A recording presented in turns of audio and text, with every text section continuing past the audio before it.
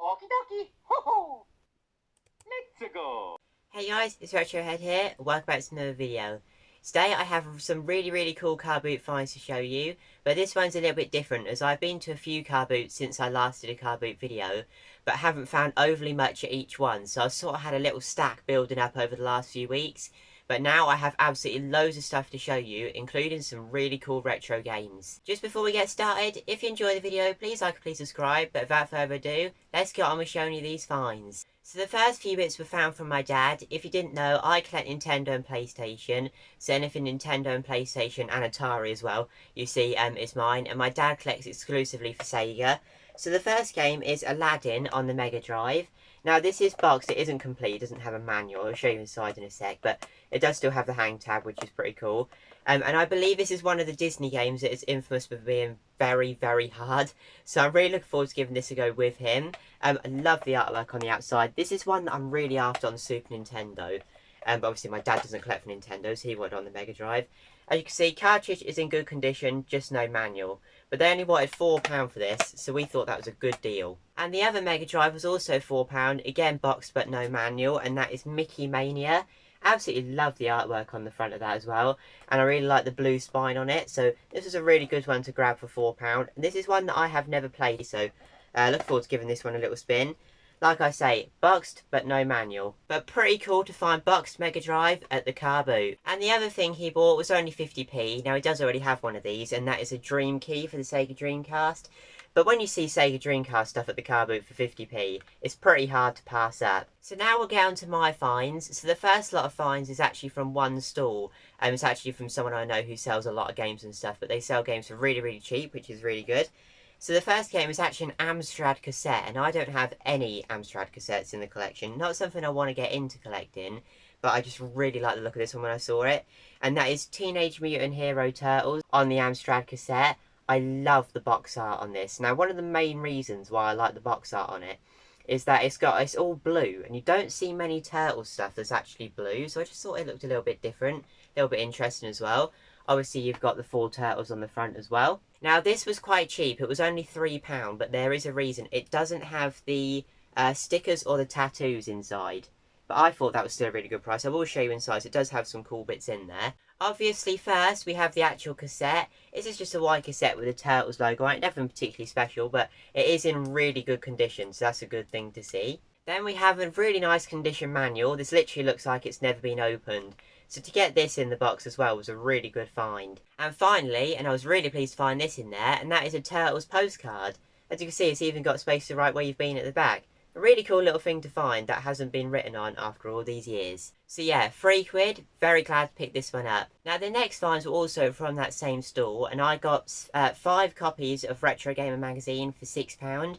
He wanted £2 each for them, but he knocked it down to £6 for 5 copies, which I thought was great. So today I have quite a lot of pickups to show you, so I'm not going to go too in depth, but the first issue is this really cool Sim City front cover. Next up we have this Speed Kings one. Now this looks absolutely awesome. Mario Kart, Outrun, Virtua Racing and F-Zero on the same front cover. This is going to be a good read. GoldenEye 64, this one looks awesome. Then we have this N64 magazine, this looks really good. And finally we have this 25 Years of Rare magazine. Now I absolutely love Rare as a company, they do some great games. So I can't wait to read these, and for just over £1 an issue, they were a great find. Next up I have a stack of free games to show you. Now these were also from the same store, and these free games cost just £2. They wanted £1 each, but I got 3 for £2. So I can't wait to show you what I've got here. So the first game is Starsky and Hutch on the PS2. This is complete and in really nice condition. Now this was like the one that I found to make it the 3 for £2. I do already have this on the GameCube, but I played it and loved it so much, I don't mind having it on PS2 as well. Next up is a PS2 game that I don't see very often, and that is WRC3. Now, I absolutely love my racing games, F1, Rally, anything like that. And when I saw this game that I don't see very often, also complete, and it's in such nice condition, for like less than £1, I had to pick it up. And then finally, we have a PS3 game, and that is MotorStorm. They may be thinking that looks a little bit different. That is because it's the Japanese copy, which is really cool. I never see Japanese games, and for less than £1, I really thought that was a cool pickup. Very nice condition inside as well. A Japanese PS3 game for less than £1. I just couldn't resist this one. I know I can't even play it, but pretty cool game to add to the collection. Next up we have two DS games. Now these were £1 each, both from separate stores, but they're both complete in box. And that is the Magic Roundabout and Eragon. Not crazy titles, I know, but I think the DS is going to get more expensive to collect for in the future. So complete games for £1, I had to bring them home. Next up is the only thing that I bought to trade in CEX, but this is a really good one, and that is Mario Kart DS. I paid £2 for this, which is obviously going to be a really good price. I think this is like £11 voucher. I'll put it up on screen now, I'm not like 100% sure, but it's in such nice condition, with the manual as well. So for £2, I was really pleased to pick this one up, for hopefully an £11 voucher. I was really pleased with the next pickup, and that is this Tiger handheld skateboarding game. Now this is from the year 2000, so it's not an original Tiger handheld, but still an awesome thing to find at the Carboot. And I only paid £3 for it, and it works absolutely fine. It does have a slight bit of battery corrosion, but it still works fine. And it's just, you just don't get anything like this nowadays, do you? It's just so cool. And for £3, this will look great on my shelf. Next up, we have this little Bugs Bunny book. This is from 1990, and Bugs Bunny is one of my favourite Looney Tunes. I do also really like Taz as well. I'm never sure which one's my favourite. Probably Taz, to be fair. But this book was only 50p, and it's a really fun little read. So I was really pleased to pick this one up. Next up, we have another stack of games, and this time it was 5 games for £5. So you can't complain for that price. So the first one is Quake 3 Revolution. Now, I never really see this game. Sadly, it is a little bit water damaged, so I would like to get a condition upgrade in the future. But I really wanted to try a Quake game, as I've never played one. Let me know in the comments if they're like a particularly good series, or what one I should particularly be playing. I do really want to get it on the N64, so it does look really good on there. But for £1, I'm going to give it a go on the PS2. Really nice, complete condition, just the inlay is a little bit water damaged, so it is a shame. I will have to try and find another copy in the future. Next up, we have Guitar Hero 2 on the PS2. Now, I can't actually play this yet, as I don't actually have a PS2 Guitar Hero controller, so I have to keep my eyes open for one in the future, but this one literally looks brand new. So this was a great pickup. Next up, we have Sonic Heroes. Now, I do already have this one in the collection, but it was a Sonic game complete in the box for only £1, so I felt like I had to pick this one up. Let me know if you've played Sonic Heroes, because I think it's an absolutely great game. Next up, we have DS Lego Pirates of the Caribbean. Now, this is a really good game on the Wii. This was actually one of the first Wii games I ever played, so this is really going to bring back quite a lot of nostalgia for me, and I'm really looking forward to giving it a go on the DS. And this one again is complete. And finally, and this was the best one of the bundle, can't wait to play this one, and that is The Legend of Spyro The Eternal Night. Really pleased to have this on the DS. I absolutely love Spyro, and I'm going to try and go for all of the Spyro games on Nintendo consoles. So really pleased to find this. I don't see this very often, and this is in such nice condition. Like, look at that. Really pleased to add this into the collection for just £1. Next up, we have even more DS stuff. So the first thing is Guitar Hero On Tour Modern Hits. This is in like the big box with the controller that plugs into the bottom. I absolutely love Guitar Hero, and I love collecting for the DS. I also got something else bundled in with this for only a £5, so a great pickup here. And the other thing was Guitar Hero On Tour on the DS. Again, boxed and in pretty good condition, this one. Better than the other one, actually.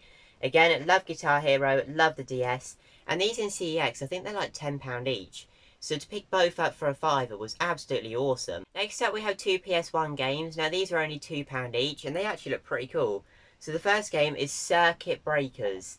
Now, I know nothing about this. I'd never seen this game until I saw it at the Carboot. So you'll have to let me know if you've played it or if it's any good or not. Now, this does have some light surface scratches on it. It'll work absolutely fine. And the manual is also here. And the other game is Ducati World. Now, I also love my bike games, so this was a really cool one for me to find. This will definitely need recasing. It's got an absolutely massive crack in the front, and it's all like lifting up from the sides, so definitely need to have a new case for this one. But inside, it's actually in really good condition. The manual is here. It looks like it's never been opened.